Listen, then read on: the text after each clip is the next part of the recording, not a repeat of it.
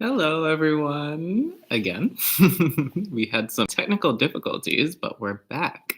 And yes, Ayasoma would like to continue her response. So I'll pass things over to Ayasoma. Great. So I don't remember actually where I had left. But I will say that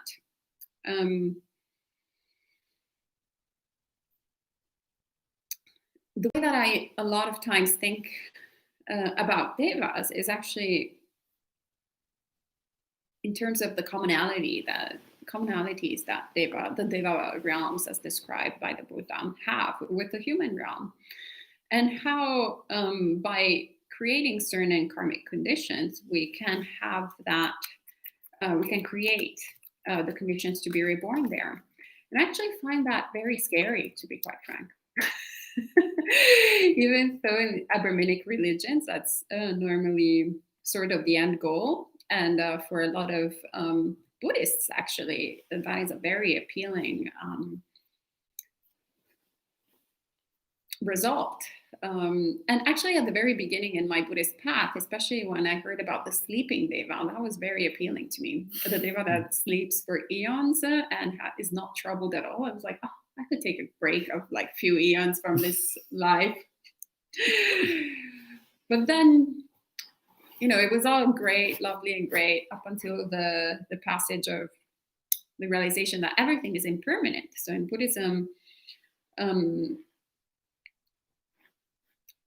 also deva realms, even the most refined and awesome states of existence, are impermanent. Just as on the flip side, the most awful states of existence are impermanent. So the latter is good news, the former a little bit less, right?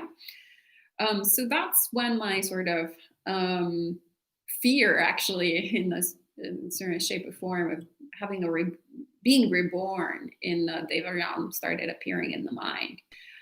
Just because, actually, during my Buddhist practice in the past couple of years, whenever I left the monastery and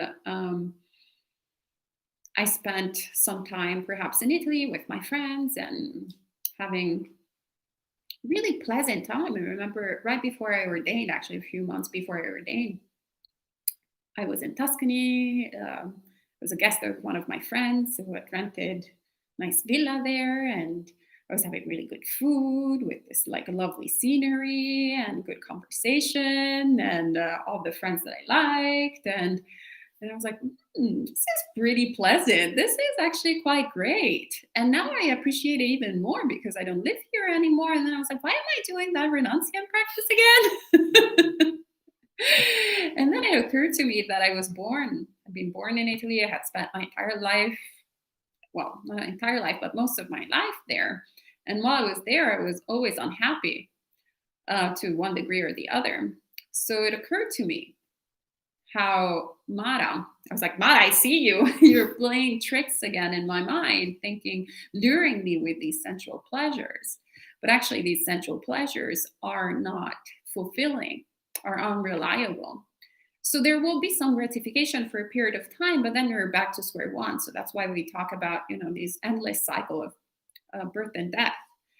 So then I know, having had that experience in the human realm, I know that if I were to have an experience that is even more divine and more blissful in divine realm, I would probably hang out there for long, long, long time, losing track of the path. And then, after a while, your good karma runs out.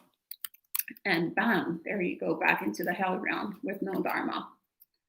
And you're back at it again. So constantly, going through the different realms, then back to the human realm, back to high school, horrible. Back to college, back to internships, back to whatever it is, back to working, back to relationships, back to children, back to just do the same things over and over again, deluding ourselves that it's the first time.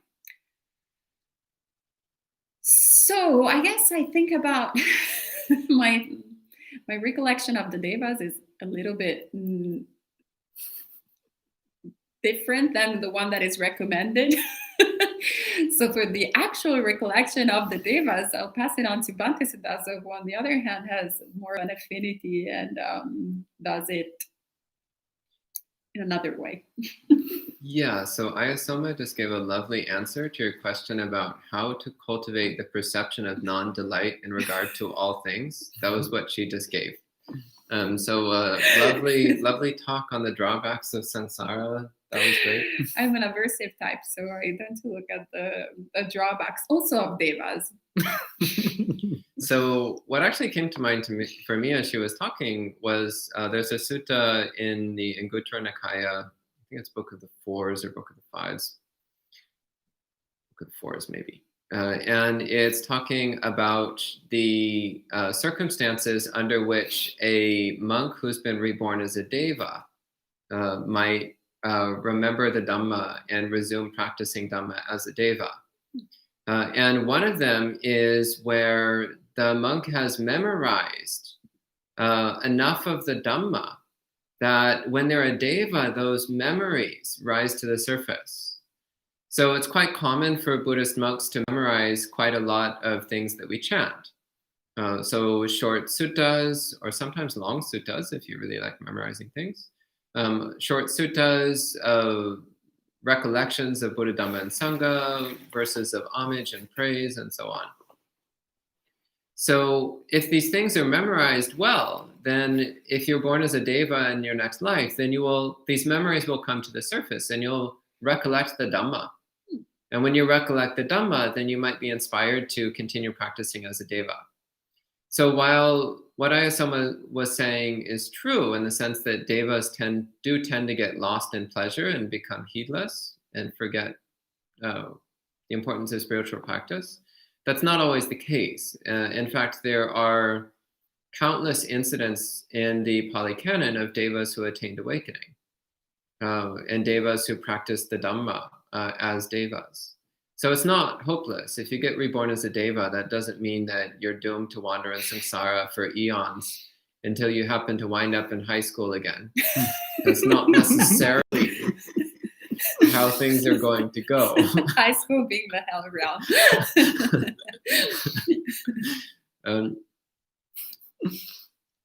Yeah, so recollection of the devas, another thing that comes to mind for me. I recently gave a talk on the Adipati Sutta, Adipateya Sutta, the Sutta on authorities. And one of the authorities that's mentioned there is one reflects, there are devas who are watching me, devas who can read my mind, devas who know what I'm doing. So if I engage in misconduct, then the devas will see and they will criticize me. They will think poorly of me.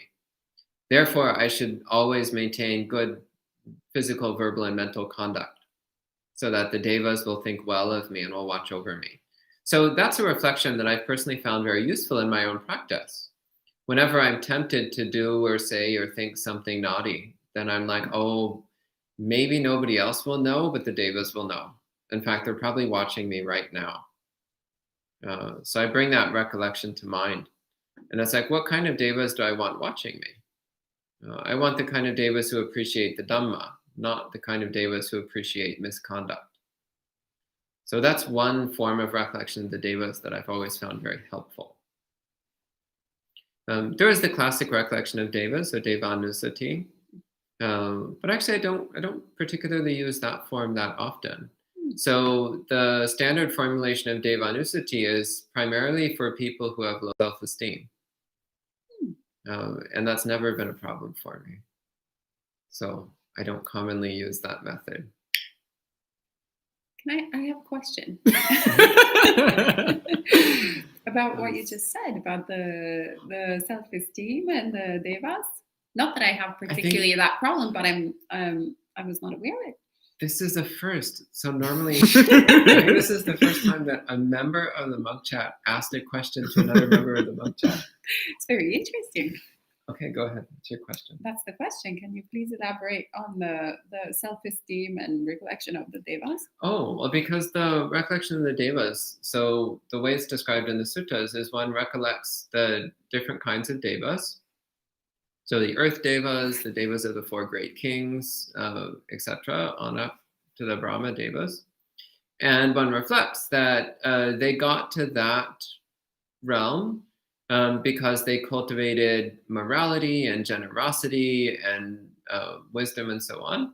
And then one reflects, I also have those same good qualities. I have exactly the same good qualities within myself that led them to be reborn as devas. So the main thrust of Devanusati, as I see it, is reflecting on one's own wholesome qualities, one's own praiseworthy qualities. So it's a meditation that's good for people who both, one, like to think about devas, and two, have low self-esteem despite being good practitioners. I can actually think of some people like that. There might be one of them in this room right now. Great. Thank you, Bante. Never thought about it in that way in terms of self-esteem. That's quite interesting. Great. And then Liz has a question. Is there any relation to the law of attraction, that is, like attracts like, and rebirth? In other words, does your state of mind at the time of death influence the circumstances of your rebirth? Yeah. Did I mishear that? It's yes. Great. Yeah, that's the primary thing that actually influences your rebirth is your state of mind and also your habitual states of mind. And it's not like a magnetic thing, but that's chanda in some form if it's wholesome, and tanha in the other form is like if it's a wholesome thing that you've been cultivating, then when the mind is freed from the body, when it's reborn, reforming itself, or it's about to, and it's setting a destination for itself, it's going to go to the thing it's interested in. Everything else has fallen away, so that's all that's left is this impulse of the mind, and you'd be like, oh, if I get to choose anything, and that's the best case scenario, is you've got a ton of merit, a ton of wholesome mind states, and you're just like, well, what do I want to do in my next life? Like, yeah, I want to do a little of that, a little Tuscany, a little this, a little that.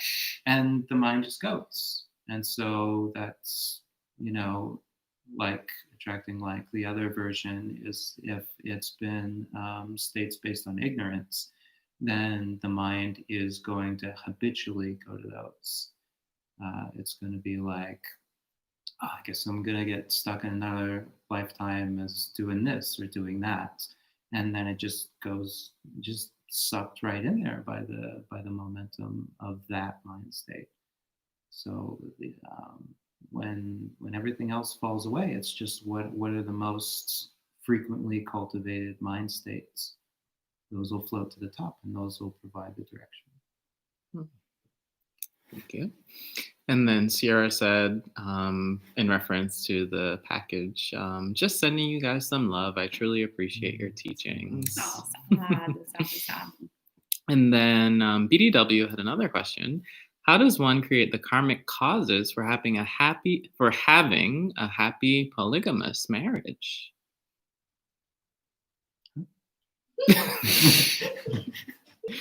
For having, well, I think so you can. I mean, you're asking 3 celibate monks. I'm not quite sure.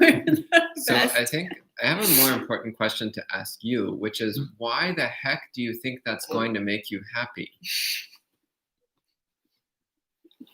Did somebody tell you this was possible? Because I think, of course it is possible, but why would you want that? That's just another station in samsara. Actually, a sutta which I find really helpful is one where the Buddha says that whenever you see somebody experiencing pleasure and good fortune, you can recollect, at some point in the course of samsara, I have experienced exactly the same thing. So, in other words, you've already in the past had harmonious polygamous relationships countless times, hundreds of times, thousands of times, millions of times. It has brought you no benefit. Why would you do it again? Past result, fail. Future result, fail. Don't waste your time.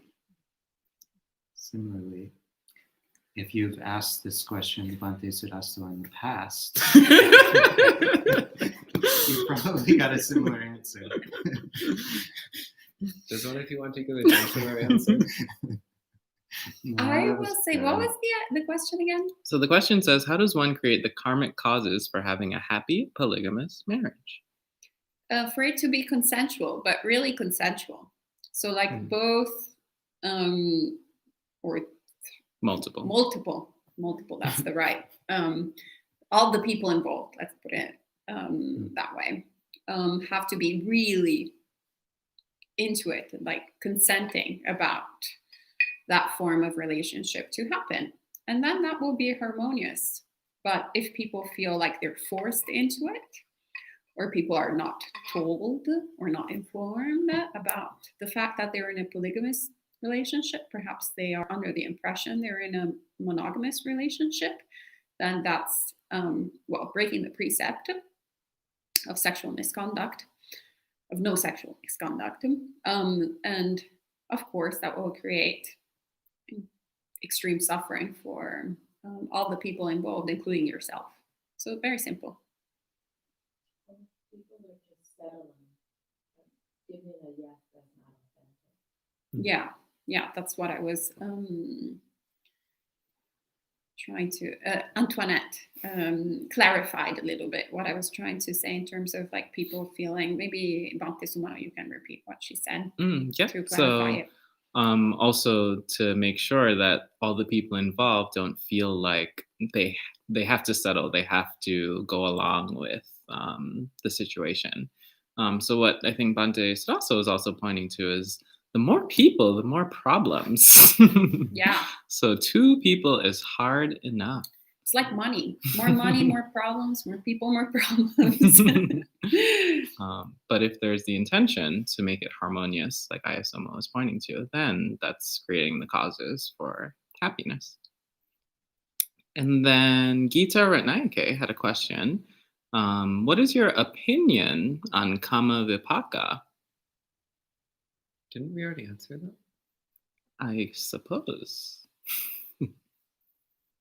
Maybe Gita, if you could clarify, because Kama Vipaka is, well, a fact. I'll answer that with my favorite quote from Venerable Dreame.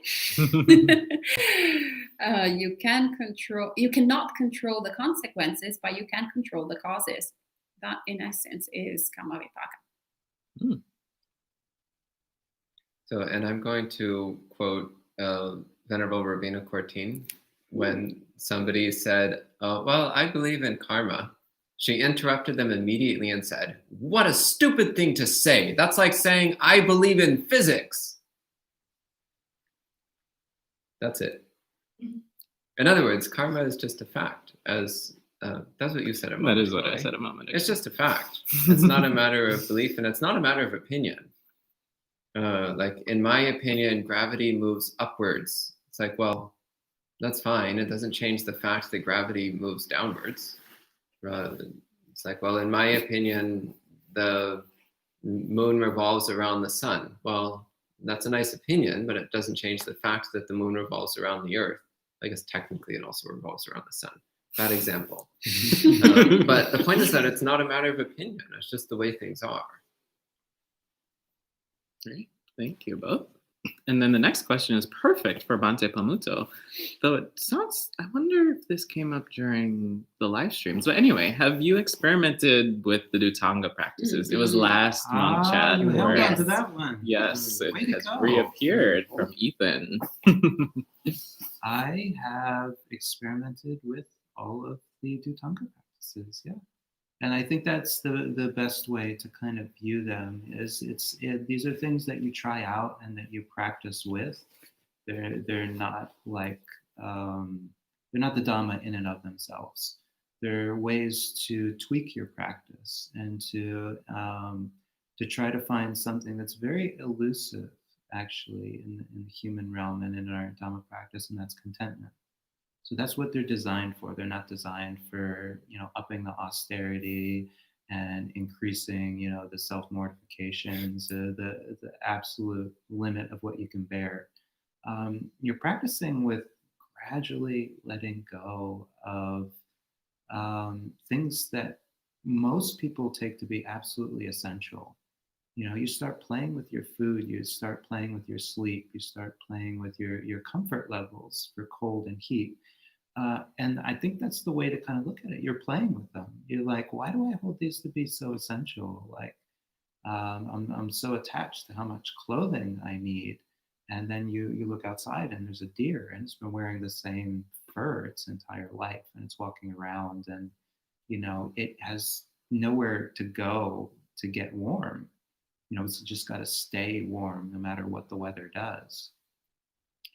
And yeah, Tonka like that. So if you had any interest in a particular Tonka, you could ask about that. But the list itself is like it's a whole evening Dhamma talk to go through all of those. Should put it on your list. I did twice. Okay. Can I add one thing? Sure.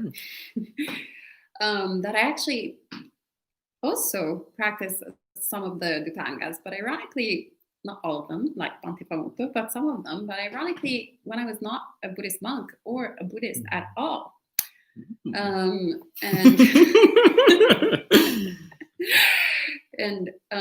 with zero results that were leading towards liberation. And what it taught me was when I encountered the Buddhist teachings, actually, when I was a lay person practicing in that way for bizarre reasons. It didn't teach me really anything except made me very distraught and almost borderline crazy amongst my friends who were just really not understanding why I was doing such things, nor was I really capable of understanding why I was doing such things or being capable of explaining to them. But as a Buddhist monastic, also realizing that a lot of these practices can be taken as, the goal itself instead of as a means to an end. As Bhante Pamuto was saying, they have to lead towards conditions of having few wishes, of practicing renunciation, of leading towards the cessation of suffering, not just as the goal itself. So basically self-torture. When it becomes self-torture or our motivation is a little bit twisted, then they can be counterproductive instead of useful. A few hours ago, I was reading some suttas in the Anguttara Nikaya, and actually encountered this really amusing sutta where the Buddha says there are 5 reasons for which one goes and dwells in the forest. And the first one, he says, because one is stupid. And like literally something like that. Like he uses the word out of stupidity. I was amused. I was laughing every other minutes because there was a lot of amusing things. And then he then gives other reasons. And the 5th one is because actually he wants to practice to attain liberation. And the 4th one, it was because the Buddhas say that it's actually like a good way to practice, but it's even that is not as high, as supreme as he says, as the actual wish, as having the goal very clear in mind. So one can do a lot of Buddhist practices out of stupidity. So really without actually getting anything out of them. So that's when it's important to really understand why we're taking these precepts, why we're taking these practices, why we're taking anything in Buddhism, rather than just doing it thinking that it will magically turn us into enlightened beings. So that's all I wanted to offer. My fail out of stupidity. I took those practices and I'm willing to take them again, in the future with the right intention. Great. I can say actually that jogged my memory a bit. It's before I even was Buddhist, I started out in a meditation group in Taiwan where they actually did many of the Tonkas, and nobody talked about it. Nobody had set it forth. Like this wasn't a known teaching. These people, they only had one bowl for the meals, so they all had their bowls, and they kept their bowl to themselves, and they washed it. They always wore white clothes at the meditation group, so the same set of white clothes, and they would sit up all night. And this is just what they did, and they all had like fantastic samadhi. You know, they were just this really content and simple people whose entire lives were about the practice, and like nobody was intentionally cultivating this. They were just looking at each other and being like, wow, they live really simply and they seem really happy. Maybe I too could live really simply and be really happy. And I was just this foreign guy, this American, who was just wandering into all this and be like, wow, these people are all really content and happy. And then, yeah, I wandered right back out because I didn't yet know like what it was they were doing. I thought this was just something cultural. But we can actually see these in people, and not just in monastics. Like these are meant to talk about the four requisites. And if we start to look, we can see that there are ways that people are just frugal, are simple, are content. And we're like, wow, how are they doing this? And we can start to understand what it is that Dutangas are really pointing at. Yeah. Lucas asks, how can one attain stream entry? Andres Vasa? Sila, Samadhi, and Panya. So practice morality, practice Samadhi, and cultivate the recognition of impermanence. And develop right view. So this is very important. So read the suttas, listen to Dhamma talks, discuss the Dhamma with senior practitioners. So cultivate right view. And approach the Dhamma with the humility of being willing to admit that whatever opinions you come to the Dhamma holding, those opinions are wrong. So whatever your pre-existing opinions are, they're wrong. And so you come to the Dhamma with the attitude of a student who really wishes to learn, a student who knows that they don't understand, but they want to understand.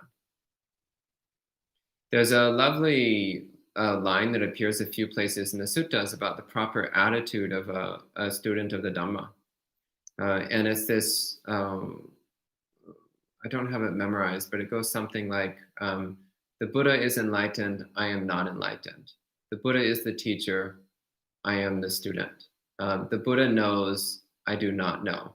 So it's these recollections that we call to mind to cultivate a humility, an attitude of humility and receptiveness to the Dhamma.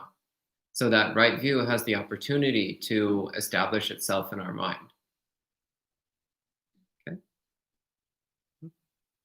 Okay. And then Gita, I think you answered her question, but I'll just read it out. Maybe devas can recall their past lives and remember their past practices. Yeah, I spoke about that. Undambo says, can there be a lesson on different devas soon? Yeah, you should do it, Bante. You might. Could do. Good topic for you. I talked about it a few months ago, but I guess I can talk about it again.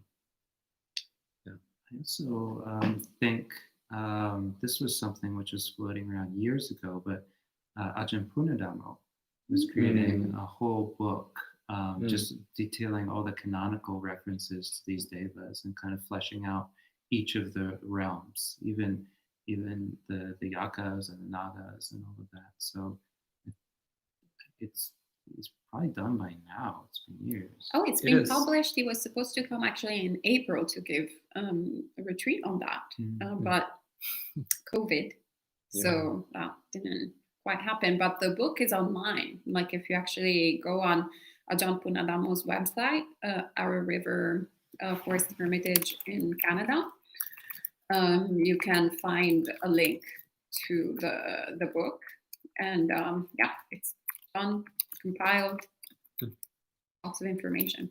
Yeah, looking forward to reading it. Great. And then Robin asks, is there a fast track method to reach enlightenment? Hi, someone. You just answered Yes, practice. Great. I'm going to add to that. Don't worry about how fast or slow it is. Just make sure you're going in the right direction. Yes, practice. Yeah. And one more thing, enjoy every step. While practicing. Great. And then Canute has a question. You. Mhm. My grandmother started hospice, and I've been very mindful about showing up and being present and practicing metta. Are there suttas about facing death and supporting the dying? It's good for you. Well, I have one that I don't know is well, yeah, no, it's a good one. It's it must be in the Anguttara's sixes, because I just read it. I've been reading through the Anguttara systematically, and it's Nandamata and Nandapita. So these were Nandamata was a famous laywoman disciple of the Buddha who was a non-returner. And I think Nandapita was, if he was attained, it was less. And Nandapita, he was sick, and it looked like he was going to die.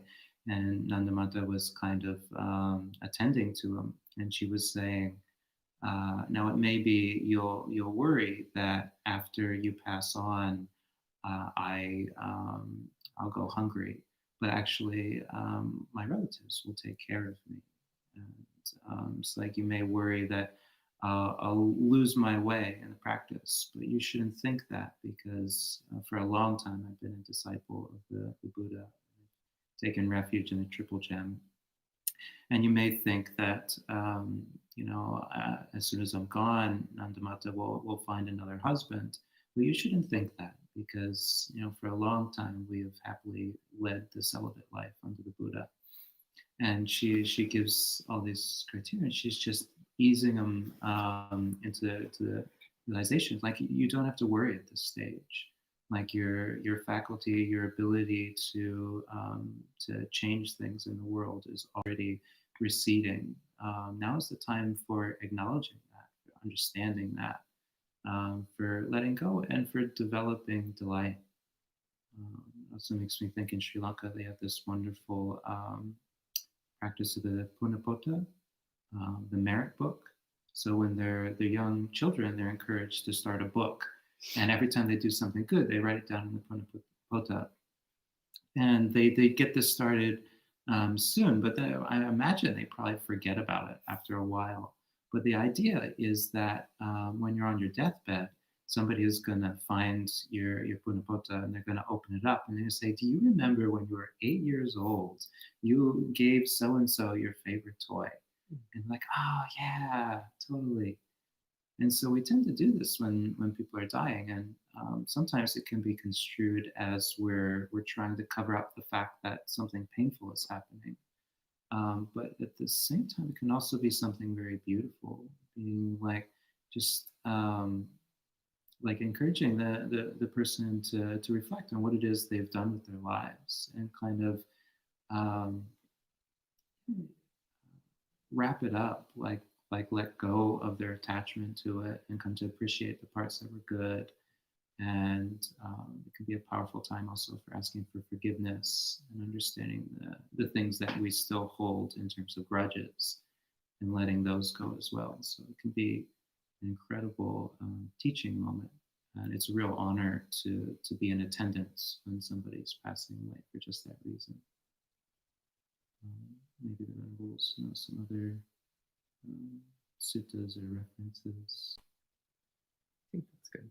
Mm-hmm. I can also say a book I recommend very highly is Atul Gawande's Being Mortal.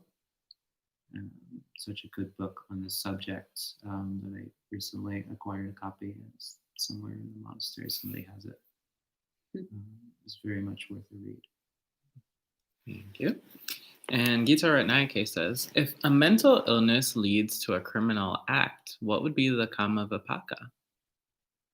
Ante Sadafsa? Well, it depends upon the person's state of mind and intention at the time of performing the act. By the way, we should also make a clear distinction between criminal acts and unwholesome acts. The two are not the same necessarily.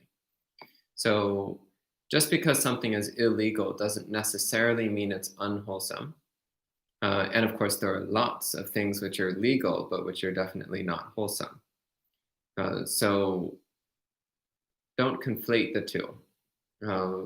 But yeah, if somebody is in a state of severe mental illness to where they don't realize that they're doing something harmful, and maybe they actually think that they're doing something beneficial, then the karma is much weaker than if somebody is intentionally harming someone.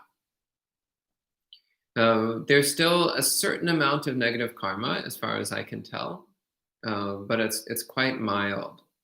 So it's the karma of negligence, which might be present in that case. And again, we're speaking in generalizations because we're not talking about a specific case.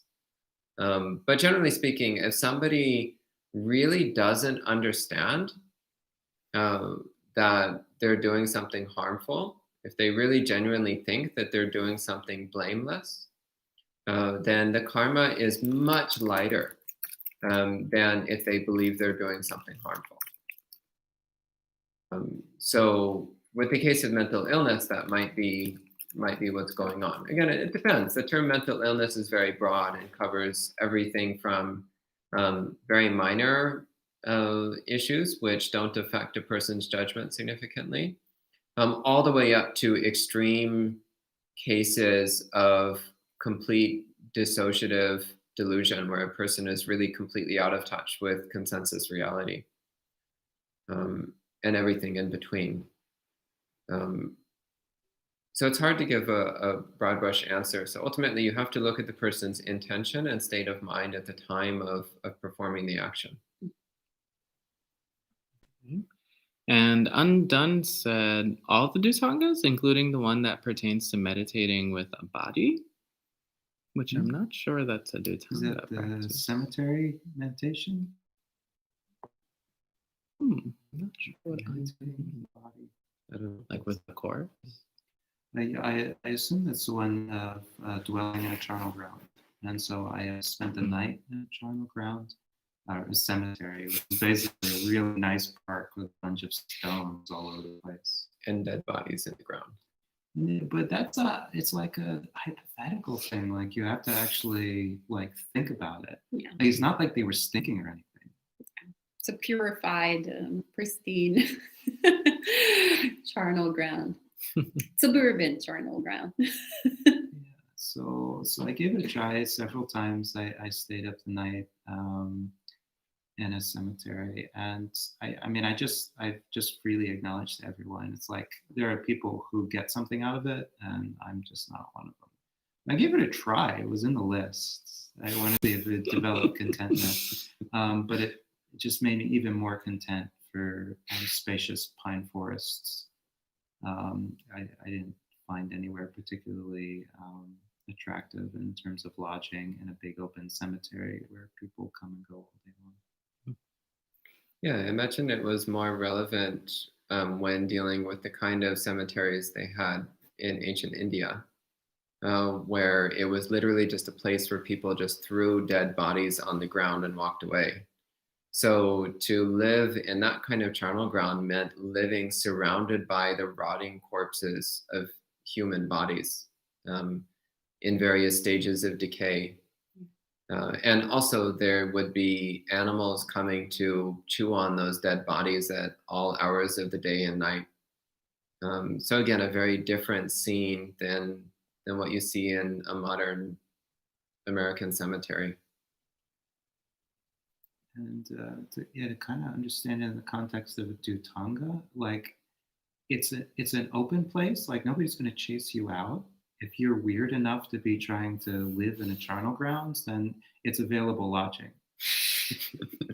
So it's about developing the sort of contentment, being willing to go somewhere where nobody else would want to go, and being able to say, hey, look, there's this spot here where I can dwell and nobody's going to chase me out. I've actually seen homeless people take up shop in cemeteries. Yeah, I was thinking for just same that thing. reason.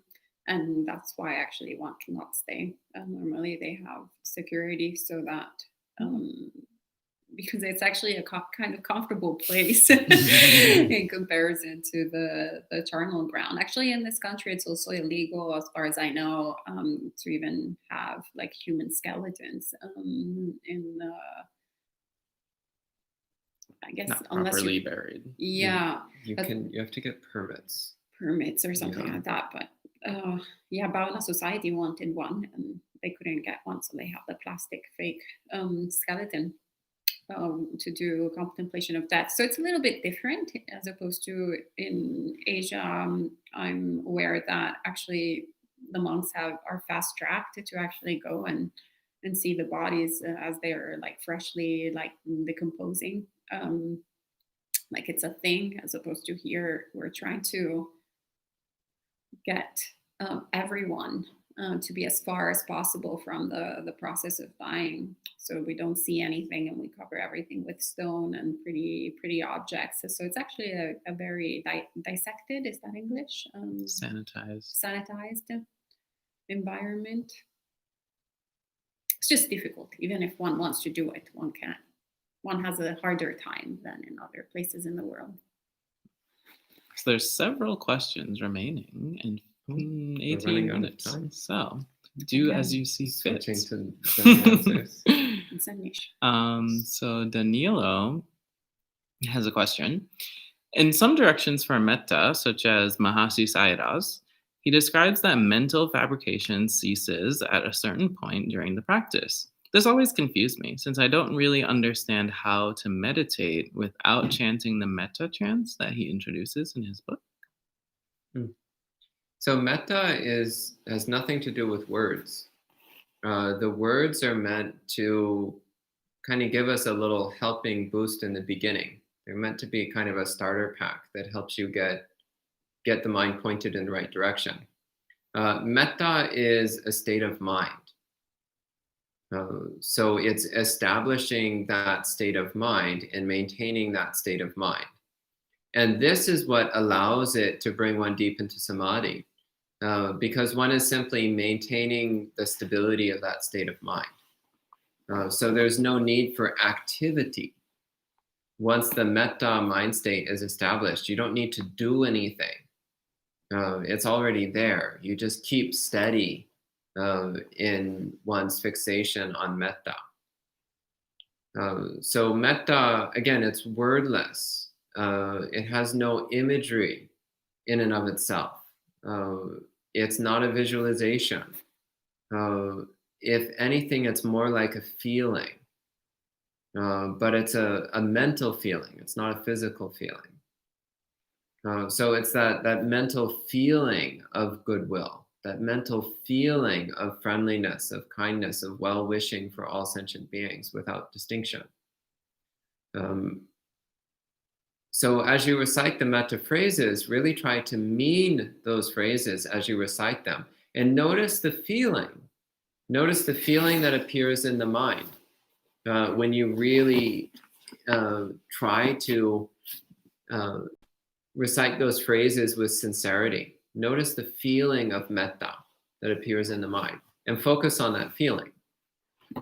This is how metta becomes a samadhi practice. If you're just sitting there reciting, may everyone be happy, may everyone be happy, you can still get a little bit of metta that way, but it will be pretty shallow. Again, that's a good way to start, but it won't go deep. To go deep, you need to drop the words and focus on the feeling itself. And then if you lose the feeling, then you bring up the words again, because that's what they're for. But if you're holding on to the words, then you won't get to that kind of deep samadhi. Okay.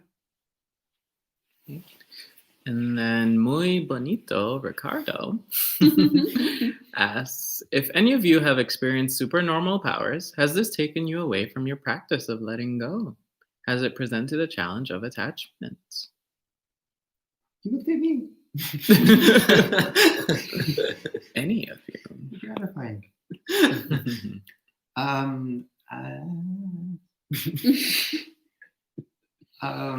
There are different things coming up. Actually, experimenting with using a pendulum as a diagnostic tool, and this is something I've been doing for my own health, like trying to tap into the natural wisdom of the body. And it's very interesting as a way of examining the mind state in relation to supernormal things, like things that we can't directly point to what's going on. It's like there has to be this real letting go for it to have any efficacy at all. The moment I start wanting a particular outcome, the little pendulum is just like, not talking. And when I have absolutely no intention at all, it's just things are just as they are. It's like, this is the case, this is not the case, this is the case, this is not the case. And so I've got to extrapolate that for all supernormal powers. It's going to be the same way. To whatever degree we get infatuated with them, they're going to be ineffective in our lives. And they're going to just lead to confusion and suffering, because then we're going to be going into them with craving. And it's having that craving and having an even bigger palette of mischief that the mind can cause with that craving. In retrospect, not having any supernormal powers at all, but having that craving would be far superior. Because the most damage we could do is crave a cupcake or something very mundane. It's not much to worry about. Okay, and then Binaural Dean has a question I think Ayasoma can address. I practice at a local Dharma center. The branch is Drikung Kagyu. There, I read a lot about practicing the generation and completion stages. Does this translate to Theravada Buddhism? The generation and completion stages, I'm not familiar. But there is what I have, not an answer for you, but a recommendation. So I'm familiar with the existence of the Trikung Kagyu tradition, and there is an incredible bhikkhuni, Venerable Kenmo Dralma, who is in Maine. And actually, these days, it's one of the blessings, unexpected blessings of the coronavirus. She is, like many monastics, offering lots of retreats online, lots of classes. So if you Google Kenmo Dralma, Khen no Dralma, okay, great. Yeah, you can ask her these questions. Actually, her master has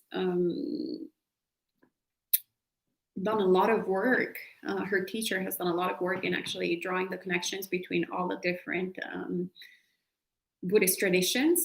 So this is a really great question for her to draw the parallels with the Theravada tradition, rather than asking me that I haven't really. I mean, I've learned a few things from her, but I would feel very unqualified to address what exactly those terms refer to. Okay. And then a couple comments. So Art says, I can relate to that about simplicity, Bhante Pamuto. I feel like sometimes people overthink about meditation practice in Buddhism. BDW just gave context for the question on polygamy, that it was from a memory of a past life of being a government official in the Qing dynasty. And Canute says, isn't karma just another word for action, while karmic fruit refers to the result of the action? I find this distinction useful in thinking about karma. Yeah, I spoke about that earlier. And then Undone, I think when Bhante Sudasa was talking about the karma of doing something unwholesome while afflicted by mental illness. Is this the karma of negligence? Can we also receive a video on different levels of karma or types of karma? Actually, it's on the list of upcoming topics for me to give a talk about karma. So I think that's the best time for me to go into those those details. Mhm. And then Undone asks, can lay people benefit from the Tonga practice? I think Bante Pamuto answered that with a yes.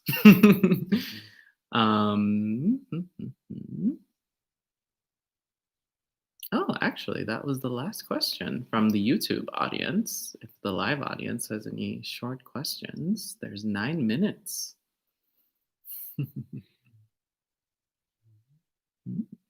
Okay. Just on that last one, I've been thinking about this, and for lay people, like, not to take the Dutangas too literally either, to start to wonder about what the underlying principles are. So one of them is to wear rag robes. Now, for a monk, that means you pull cloth off of a corpse and sew it into a robe, or that you keep your robes going as long as you possibly can, patching them as you go. And many monastics these days don't even need to do that. There's just so many robes lying around. It's like when one starts to get ripped, they set it aside to become patches or curtains for something else, and they start using a new one. But a monk who's really trying to keep the robes going will, start patching and patching and patching. And when I was doing this, it got to the point where I had more patches than the original robe. Actually, I don't even remember what the original robe was like, but the patches were on the patches, and it actually got stronger, curiously, with all those patches. It's stronger and warmer. But what would that be for a lay person? So imagining being content with secondhand clothes. So instead of going to the store and paying top dollar for clothing, going to the Goodwill store and paying next to nothing for that same clothing 4 months down the line. And you just look at what the effect on your life might be. Well, it's actually a substantial monetary value.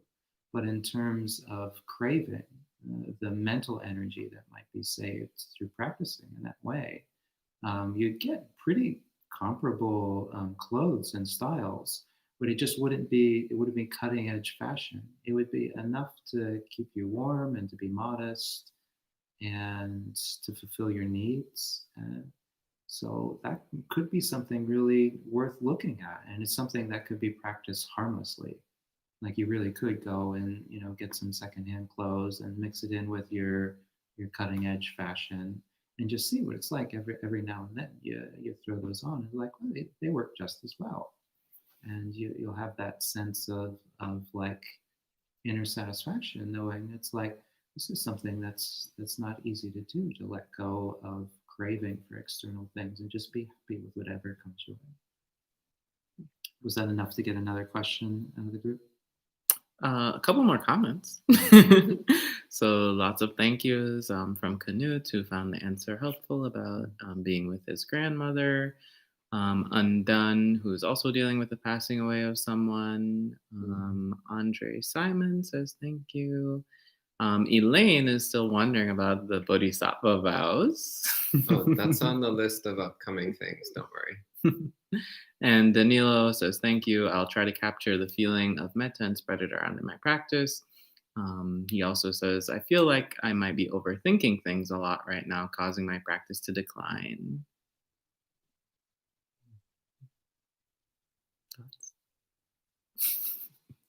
Yeah. If you think you're overthinking, you probably are. All right. Yeah. And then, one question did appear. Would saving money be considered greed to the Buddha? Depends on why you're doing it. So I'd say, once again, look at your motivation. Why are you doing it? So as monastics, it's kind of a pointless question because we don't keep money anyway. At least at this monastery, we don't use money or keep money for ourselves. So we don't save money as a matter of training. But as a layperson, there can actually be very good reasons to save money. There can be very good reasons to do such a thing. So the question is to ask yourself, why? What's your motivation? What's your reasoning? And if your reasoning is wholesome and in line with Dhamma, then that means it's probably fine. If your reasoning is not wholesome and not in line with Dhamma, that means it's probably not fine. So do that self-questioning. And another question from BDW. Can any of the Venerables recommend a teacher who has instructions for jhana online?